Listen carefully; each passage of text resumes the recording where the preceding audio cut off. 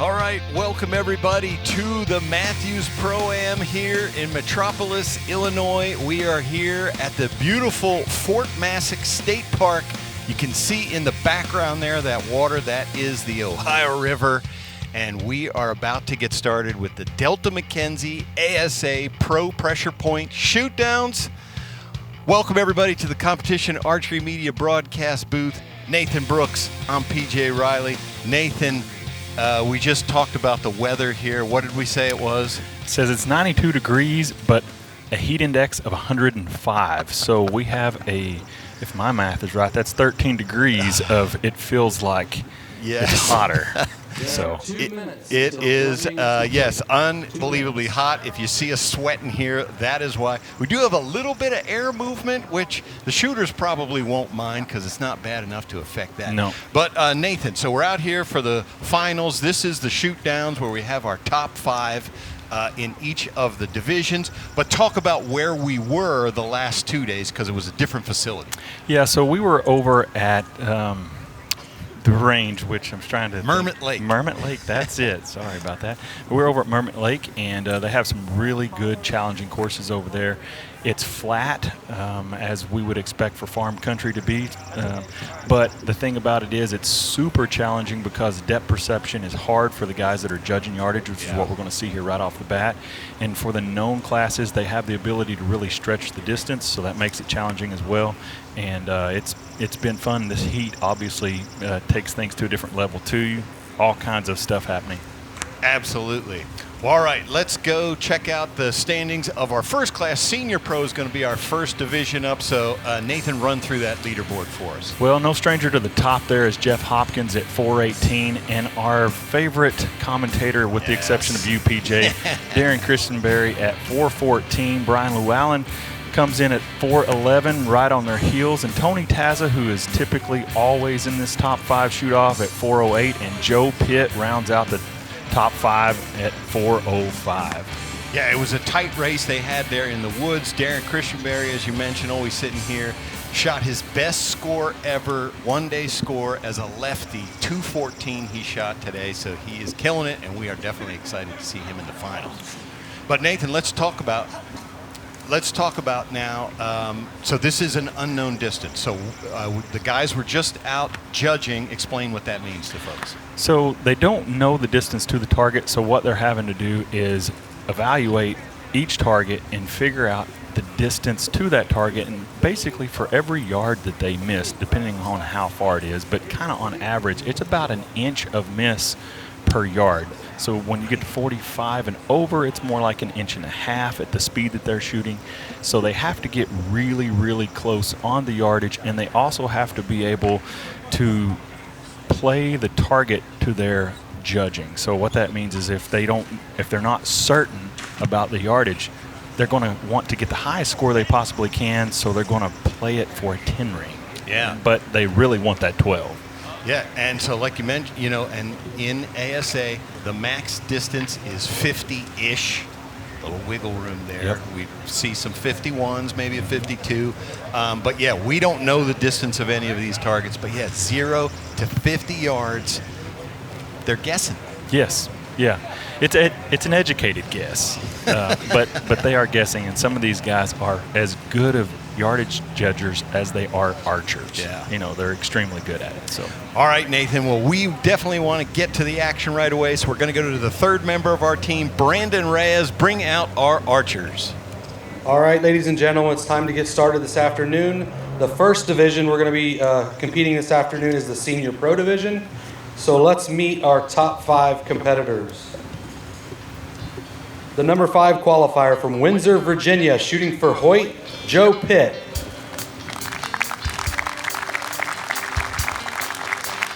The number 4 qualifier from Boswell, Pennsylvania, shooting for Hoyt also, is Tony Tazza.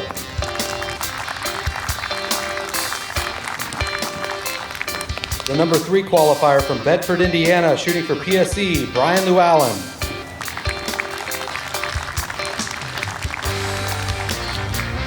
The number 2 qualifier from Spencer, Indiana, shooting for Elite, Darrin Christenberry. And the number 1 qualifier from Lacona, Iowa, shooting for Mathews, Jeff Hopkins.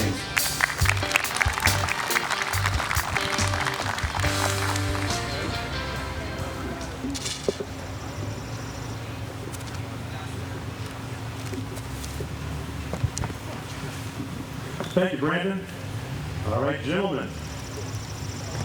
You guys know the rules. All right, so Nathan, there is our field there, and from first to fifth place, 418 to 405, there's going to be, a guy like Joe Pitt who's down there at 405. I heard him say earlier today, he's got nothing to lose. Absolutely. When you come in at that fifth place position, you're looking at what's it going to take to at least make the top 3. So his goal might not be to win, but he's looking at how far he's got to go to get to third. And right now there's a 6-point deficit between him and Brian LuAllen, which is very cool to see Brian back in the shoot-off here as well. Definitely. And so we should mention, Nathan, the reason to get up there into third is because we're talking about thousands of dollars on the line. Yeah, for sure. It makes a big difference in the paycheck. So you look at Jeff Hopkins there, he's shooting the Mathews title. Just such a dominant shooter all throughout his career in men's open pro and in senior pro. Tony Tazza there. It's a long hold for Tony. There he goes. Yep. Good call and let down. They don't get the breeze here, but not too much. So they have a minute. So right now when Tony let down there, he has 24 seconds on the clock now. So no need to rush. No, he's got plenty of time as long as there's no big wind gust that hits him now. Yeah. Backlight. Tough to see on our screen here. Backlighting gets tough sometimes. And just so you know, that's what they see as well.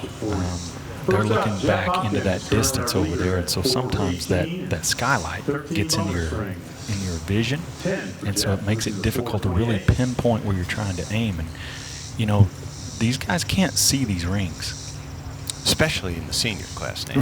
Right. I can say that because I'm over 50. I know what they can see. Darrin Christenberry starting out with a 12. Nice. And Jeff Hopkins put a 10 on his first one, so Darrin just made up 2 points there. Now a 2-point deficit. For Brian, we have a 10. Brian LuAllen with a 10. So, fun fact here, Darrin and Brian live really close together. Brian's in Bedford, Indiana, and Darrin's just right up the street in Spencer. All right. So they get to shoot together some. We got a 10 for Tony Tazza. Moving to 418 and Joe Pitt. 10 for Joe Pitt. All right, gentlemen. I was going to say, if Joe Pitt was going to go gunning for 14s on the gold tip Wolverine, that would not be the smartest thing you could do. No, and you speak of that, you've got targets that are definitely going to be in your sights that you want to shoot at the 14s. And it's not always the close ones. Sometimes it's what you can see. Right. Or what you feel confident in. I've been out there numerous times, and you're looking at a target, even if it's close. If you don't know if it's 30 or 33, it's hard to really hone in on a 14 ring at that distance. But if you feel really confident that maybe a mule deer, right, I feel confident that target is, 40. If your confidence is high, you can do it. We got a good look there. Jeff Hopkins on the left shooting the Shibuya Impala, and Darrin Christenberry on the right shooting the Stand Turkey. Got a split screen there, so we're going to see exactly what they do. Darrin has taken to this left-handed shooting pretty well. I believe Jeff hit the 12 on that. Yeah. So, Nathan, it was just, 2 years ago, Darrin Christenberry was thinking of quitting because he just couldn't shoot right-handed anymore. Yeah, it's been impressive to watch. His work ethic is unmatched, and basically just said, hey, I can't quit this. I love it too much. Yeah. We're glad he didn't. That looks a little low for Joe.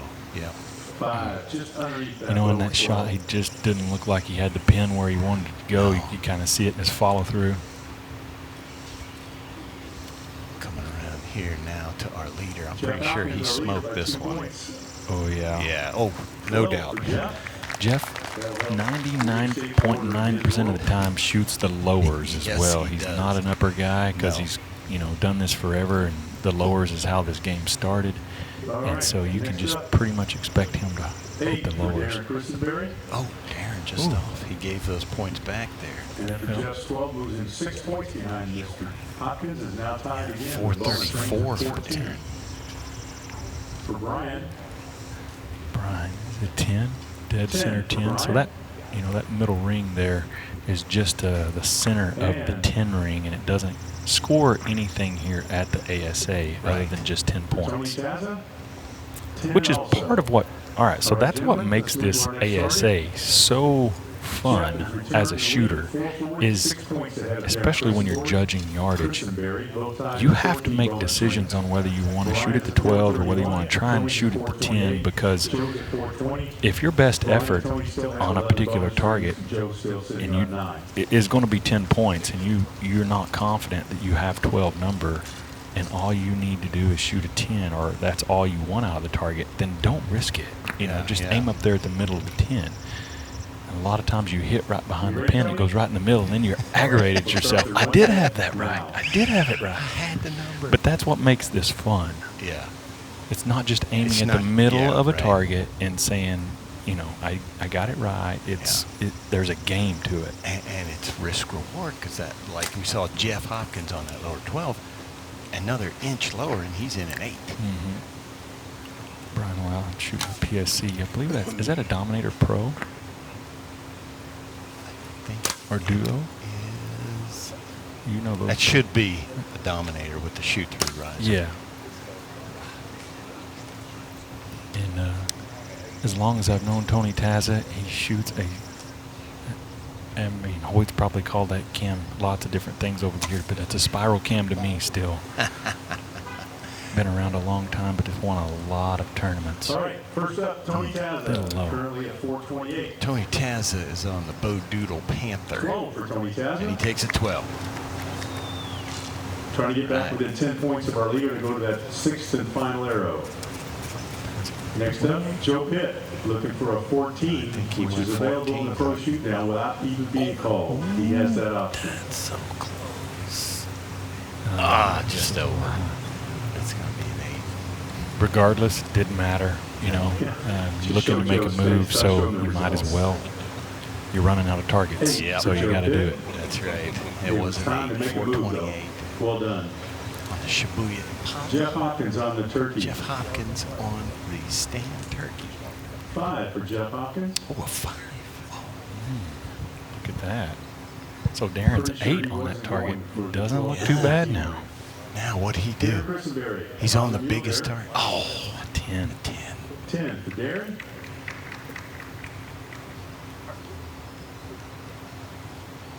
And for Brian LuAllen. I think that's going to put him just 1 point. Darrin shooting a late verdict. He just got that bow set up this past, Look at our board again. maybe 2 weeks Jeff ago now. Hopkins is now 1 point ahead of Yeah, Darrin we got a Christenberry. 1-point lead here, Yeah. Nathan. Still tied in bonus rings with 14. Once the score reshuffles here. Tony Tazza has now moved is in 3rd place at 440 with 12 bonus rings. These guys, Brian LuAllen is at 436. There we go. There's the update. And Joe is at 428. 1 point here, and I As I said, he believe moved in 10 points so over the leader. Darrin is After on fifth the arrow, we'll go to a 6th and final. He's arrow. on the Wolverine, the gold tip Wolverine. gold tip Wolverine. Okay. All right, Brian. And I believe Jeff would be on. Is that the mule? That's the mule deer, elevation mule You deer. good? All right. We'll start your 1 minute. So that now. Wolverine is a beast of a little target. That's a horrible, horrible target. I'm going to say Nathan. Darrin is just wanting 10 ring out of that target. Oh, Jeff's a low. That looks low on that mule deer for Jeff. It does. He was gunning it, but I think he missed it. Darrin's just looks that's going to be a safe. 10, yeah. Yeah. We should mention, Nathan, Darrin Christenberry has not won as a pro since he switched to lefty, so he wants it. Oh, yeah. He wants it. Yeah, he's been top 3 several times, but he hasn't actually cracked that podium, the top of that podium. All right, Brian LuAllen's up first here on our Panther. Did he call upper? The way they're looking at it, he must have. They have an orange cone next to him, Nathan, that they put out front. Yes. Yeah, I couldn't see where he hit, but either he didn't call it or he didn't hit it. Yeah, I couldn't see if he had the cone out in front from this angle. Tony shot the Impala. It looks a little bit left. I think or maybe it's just low. He was shooting at the upper, I think. Oh. Ooh, he got a little left. You know, PJ, I know there's not much breeze right here, but what breeze is blowing is coming in from the west to the east is what it feels like. Except for so them right sitting to over there left with the across fan. our field. Yeah. But yes, right to left. We don't have a fan working on us. We're just sitting here. Roasting. But it's all right. Yes. 8 for Joe Pitt. All right. 8 for Joe. Pitt. That turkey's been tough on these guys. Yeah. I think It's dark and it's sitting in the shade of that tree. Now, here's the one we want to see. Yeah, he's definitely under it. Yeah. Did he? Oh, that's going to be a big switch. Yeah. I should give Darrin a 1 point lead if he has a 10 on this gold tip Wolverine, and I believe he does. Here it is. So, Nathan, I hate to be the one to mention it, but at our last tournament in London, Jeff Hopkins came in with a big lead there, and he missed a target. Misjudged it, and in the finals, he missed a target, came in second to Kevin Cook. So he was talking about that to me earlier today. He was worried because we're out here in the open. He's been in the trees, and he said that sometimes messes with him. Well, what they've been looking at all weekend, like you just said, is in the trees. Got a lot of foliage around, lots of obstacles out there where they can gain depth perception to the target, which is helping estimate the distance to the target. And out here, there's really not much. There's a couple of trees maybe that they can use, but it's not much at all. And so you're basically just having to do target recognition. Like, I look at that target and it looks like it's this far, and that's really about all you got. Yeah, that's a... Look at Jeff. And after all these years of shooting, still really steady. I think that's the wrong target. No, that was it. That was the Wolverine, and he just shook his head. I think he missed. I think he totally missed it. You're right. Again. He's shaking his head. He didn't like what he did. And his son wincing. just wiped his face. Yeah. Wow. Darrin is definitely a 10. All right. First up, our leader, Darrin Christenberry. Wow. 1 point ahead of Jeff Hopkins. 10 for These Darrin. guys are looking down through the... Darrin's just looking over, talking to Keith Alstrom, who's holding the umbrella for him, like, hey, what's going on there? And Keith just gave him the information that he thinks he missed. 8 points of our leader. Wow. 8 Wow. for Brian. That's, 12.54. again... Still in 10 points. I mean, Darrin for Christenberry. folks who don't know Jeff Hopkins, I mean, he's arguably one of the best to ever play this game. He's been doing it for 36 years. Yes. You know, in open pros at the top of the game, he's won a ton here in the senior pro.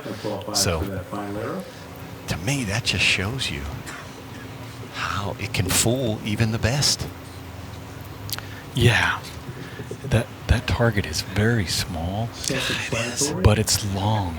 And because of that, it's actually like the legs are thick on you. He missed. He missed. That's a 0.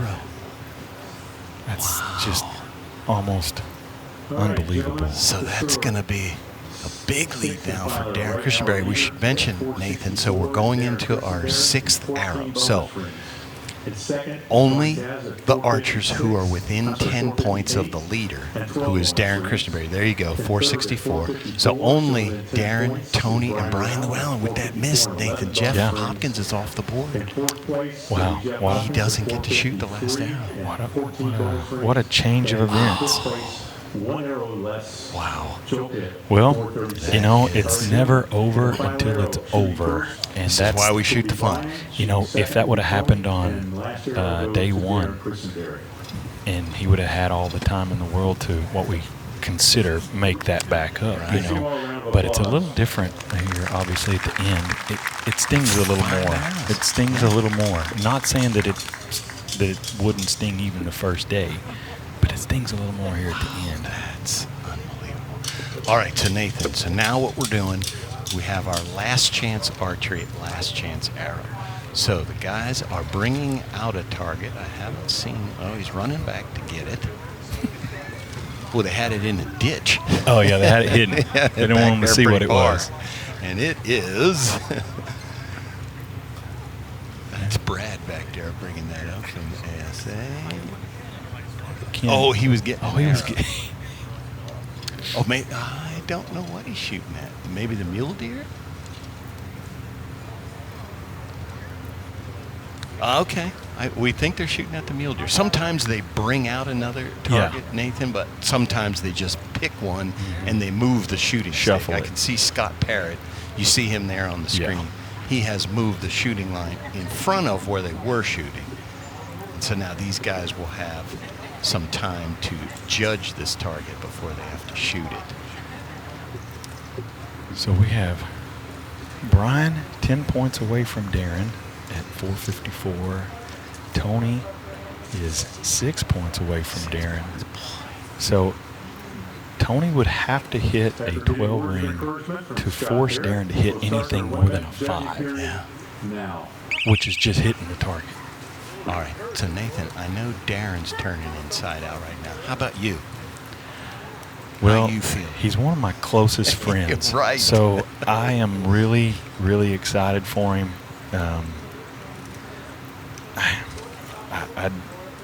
It just thrills me inside is all I can say. Absolutely. I mean, it ain't over yet, PJ. Yeah, well, it's not. I don't congratulate anybody until it is done. Let's not get ahead of ourselves. But Darrin Christenberry, if you come to an event, you know who Darrin Christenberry is. He's just one of those guys that everybody knows. Super likable, super open, approachable. You know, he does the broadcasting here with me a lot. But out here, this is where he wants to be. Yeah. In the finals. And I just know as low as he would, I did a podcast with him about how low he was feeling. He was ready to go back to being an electrician 2 years ago. He's like, I'm done. And now here he is on the verge of winning his first ASA. Yeah, he's nobody's earned it more than him.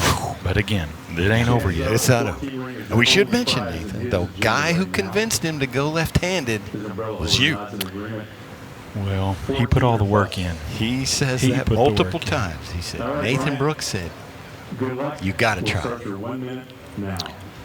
So Brian LuAllen, who has obviously had a great weekend. I've known Brian a long, long time.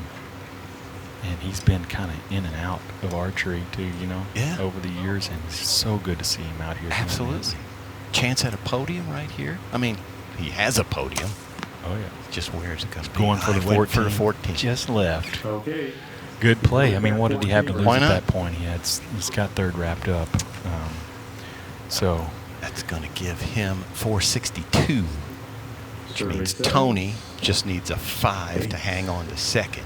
All right, third place. Tony, I mean, to me, that puts it right there for Tony. He's shooting with that 14. I'd be surprised. Well, here's the thing. Yes and no, because Tony's also not naive enough to think that he couldn't. I mean, trust me, in the back of his mind, he is thinking, that 14's kind of high up there. Yeah. If I got this wrong, I could miss this target, and then I would give up second place, and I'd be third. So now he's done it enough that he's probably confident enough that he can do it. But if he shoots a 14, what does that do to Darrin?